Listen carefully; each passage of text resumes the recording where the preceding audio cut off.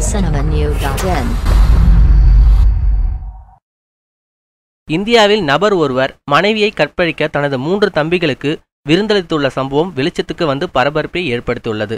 குஜராத் மாவட்டத்திலேயே இச்சம்பவம் நடந்துள்ளது. ஆவாலட் கிராமத்தை சேர்ந்த இளம் ஜோடி கடந்த ஆண்டு திருமணம் நடந்தது.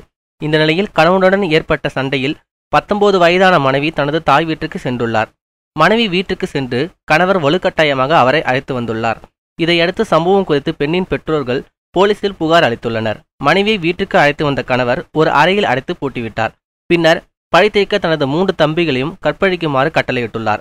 அண்ணனின் கட்டளையின்படி 3 தம்பிகளும் அண்ணியை கற்பழித்துள்ளனர். சம்பவ இடத்துக்கு விரைந்து வந்த போலீசார் கணவனையும் அவரது தம்பிகளின் ஒருவரையும் கைது செய்து பாதிக்கப்பட்ட பெண்ணை மீட்டனர். மேலும் தலைமறைவாக உள்ள 2 தம்பிகளை தீவிரமாக தேடி வருகின்றனர்.